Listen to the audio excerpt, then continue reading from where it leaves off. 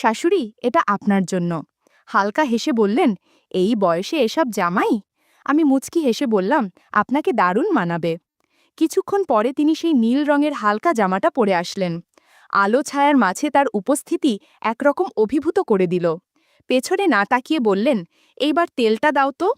সেদিন রাতের স্মৃতি এখনও কোথাও জমে আছে। আমার বিয়ের মাত্র 1 মাস, সবকিছু এখনও নতুন। সোহানীর সাথেই সব পরিকল্পনা, কিন্তু মনে হয় যেন অন্য এক অজানা টান আমাকে কোথাও টেনে নিয়ে চলেছে। এই প্রথম শ্বশুরবাড়ি এলাম। আগেই শুনেছিলাম আমার শাশুড়ি মানে মালতী দেবী বয়সের তুলনায় অনেকটাই স্মার্ট। বাস্তবে এসে দেখলাম সেটা আসলে বলা কমই হয়েছে। দরজায় দাঁড়িয়ে থাকা তার ভঙ্গিমা, সাজ পোশাক আর আচরণ সব কিছুতেই একরকম পরিপক্ক আকর্ষণ। চোখে চশমা, ঠোঁটে হালকা হাসি আর চোখে এক শান্ত আত্মবিশ্বাস। ড্রয়িং রুমে বসে থাকার অবস্থায় তিনি জল আনতে গেলেন। আচমকা দেখি শাড়ির আঁচল কোমরে গুজে ফেললেন, এক অনবদ্য সহজতা আর আত্মবিশ্বাসের প্রকাশ, যা চোখ ফেরাতে দেয় না। দুপুরে খাবার টেবিলে তিনি নিজে হাতে পরিবেশন করছিলেন। মাঝে মাঝে একটু ঝুঁকে দিচ্ছিলেন, যার মধ্যে এক ধরনের স্নিগ্ধতা ছিল যেটা শরীরই নয়, বরং অভিজ্ঞতার ছাড়াই গঠিত এক সৌন্দর্য। বিকালে আমি বারান্দায় দাঁড়িয়ে চা খাচ্ছিলাম। তিনি পাশ দিয়ে হেঁটে গেলেন, চুলে ক্লিপ লাগাতে লাগাতে। আঁচলটা হাওয়ায় উড়ে সামনের দিকে এলো। দৃষ্টিটা সামলাতে হলো, কিন্তু অনুভূতিটা থেকে গেল। সবচেয়ে অদ্ভুত লাগে তার চোখের দিকে তাকালে। মনে হয় অনেক কিছু বুঝেও বুঝতে দিচ্ছেন না। তার ভিতর যেন এক রহস্য লুকিয়ে আছে, যা ভাষায় প্রকাশ করা যায় না, শুধু অনুভব করা যায়। সকালটা ছিল নিঃশব্দ। কাজের মাসি আসেনি। আমি জানালার পাশে দাঁড়িয়েছিলাম। তখনই শুনলাম জলের শব্দ। শাশুড়ি বাথরুমের দিকে যাচ্ছিলেন, হাতে একটা বালতি নিয়ে। সেই দৃশ্যটাও মনে একটা দাগ রেখে গেল। তিনি একদিন পুরনো শাড়ি পরে উঠোনে কাজ করছিলেন। শাড়িটার রং মলিন হলেও যেভাবে গায়ে জড়িয়েছিলেন তা দেখে চোখ আটকে গেল। আমি বুঝতেই পারিনি কখন যেন পা বাড়িয়ে বারান্দার এক কোণে গিয়ে দাঁড়ালাম।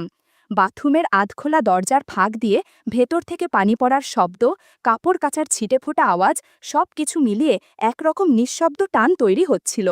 বাইরের আলোয় ভেতরে তার ছায়া পড়ছিল দেয়ালে। কখনো হাত তুলছিলেন, কখনো নিচু হচ্ছিলেন, আর সেই ছায়া দেয়ালের গায়ে নরমভাবে নড়ছিল। হঠাৎ একসময় তিনি পেছনে ফিরে তাকালেন।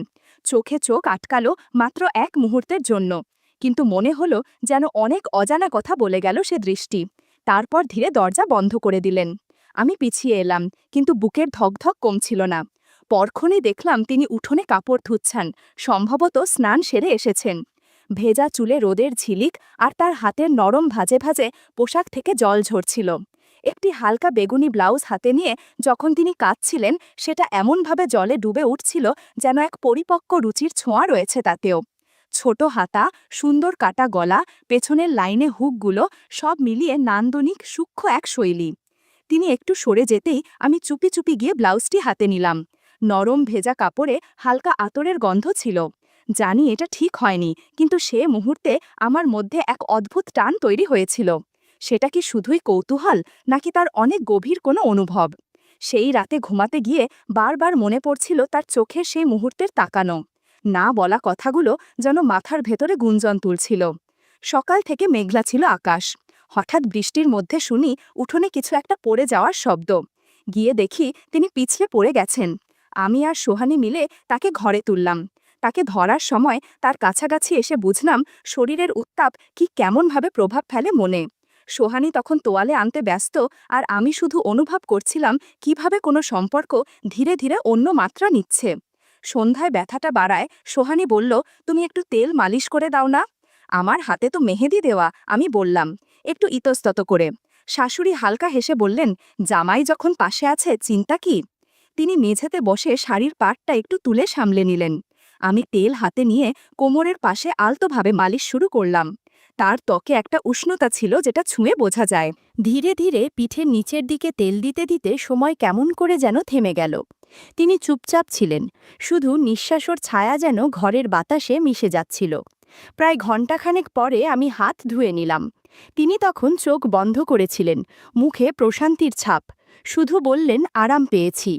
সেই শান্ত মুখ, হালকা হাসি আর চোখের চাউনিতে এক গভীরতা ছিল যা ভাষায় বলা যায় না। আমি চুপচাপ নিজের ঘরে ফিরে এলাম। সোহানি ঘুমিয়ে পড়েছে, কিন্তু আমার মনে তখনও ভাসছে শাশুড়ির চোখের সেই গভীর দৃষ্টি আর তেলের উষ্ণতা। রাতটা কাটল অস্থিরতায়। সেটা যেন কোনো চাওয়ার জন্য না, বরং এক ধরনের টান যেটা কোথাও আটকে দেয় মনকে। সকালে উঠেই দেখি চারপাশে বৃষ্টির ছাপ, উঠোনে জল জমে আছে, শাশুড়ি ভিড়ে হাঁটছেন, কিন্তু কাজ থেমে নেই। হঠাৎ দেখি তিনি আমার ঘরের দরজার সামনে থমকে দাঁড়ালেন, হাতে সেই বেগুনি ব্লাউজ। তিনি কিছুক্ষণ চুপ করে থেকে বললেন, জামাই, এটা তোমার ব্যাগে কিভাবে এলো? আমি থতমত খেয়ে মাথা নিচু করে ফেললাম। তিনি কিছু না বলে হাসলেন, চোখে যেন কৌতুক লুকানো। এই ব্লাউজটা কাল ধুতে দিয়েছিলাম, ভেবেছিলাম হারিয়ে গেছে, এখন দেখি কারো মনে গেঁথে গিয়েছিল বোধহয়। তিনি বললেন হালকা স্বরে। পরে আবার বললেন, আজ রাতে কথা হবে, যদি তোমার বউ ঘুমিয়ে পড়ে, দরজাটা খোলা রাখতে পারো, আলোটা একটু মৃদু করো। রাত গভীর হলে আমি আস্তে উঠে এলাম।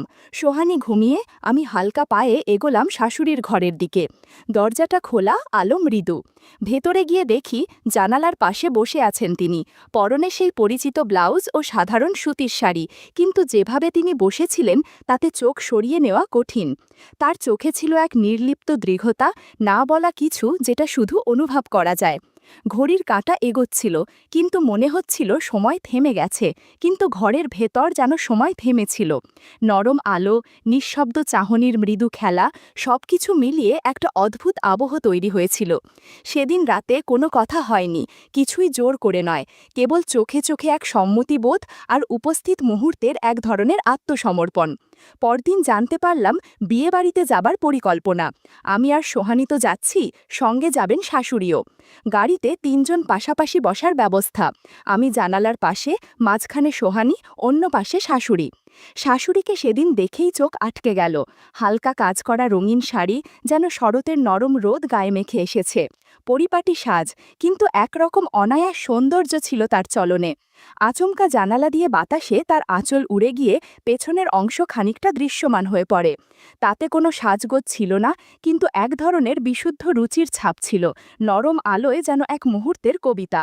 তিনি চোখের কোণে তাকিয়ে হেসে বললেন, সব দেখা বলা যায় না জামাই। তার স্বরে ছিল স্থিরতা, কিন্তু সুরে কেমন যেন একটা গভীরতা। বিয়েবাড়ির সারাদিনের কোলাহল, আলোর ঝলকানি আর সবার ব্যস্ততার মাঝেও আমি যেন আটকে ছিলাম সেই এক মুহূর্তেই। মনে হচ্ছিল তার প্রতিটি ভঙ্গি যেন বোঝাতে চাইছে, সব কিছু যেমন দেখা যায় তেমন নয়। রাতটা ঠিকমতো কাটল না। সোহানির সঙ্গে হালকা মনোমালিন্য, কথার চাপা টানাপোড়েন এক সময় রাগে পরিণত হলো। আমি চুপ করে থাকলাম, আর সোহানি দরজা বন্ধ করে ঘুমিয়ে পড়ল অভিমানে। আমি বারান্দায় গিয়ে বসলাম। বাইরে হালকা বাতাস, চারপাশ নিস্তব্ধ। হঠাৎ পেছন থেকে শাশুড়ির গলা শুনলাম, রাগ জমিয়ে রাখলে ভিতরটা ভারী হয়ে যায় জামাই। তিনি পাশে এসে বসলেন, বললেন, ও তো এখনো ছোট, তুই একটু বুঝিয়ে নিস।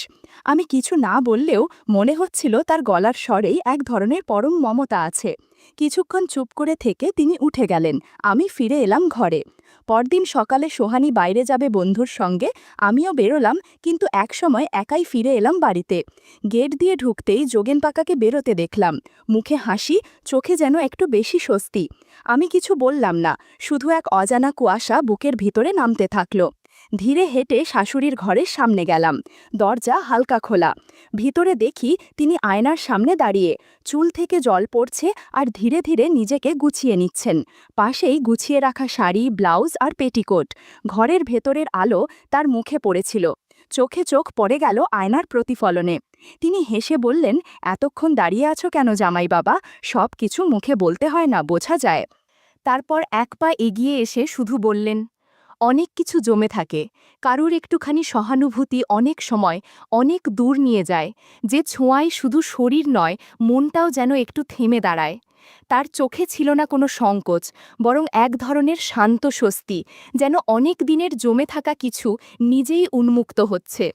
আমি কোনো উত্তর না দিয়ে চুপচাপ ঘর থেকে বেরিয়ে এলাম।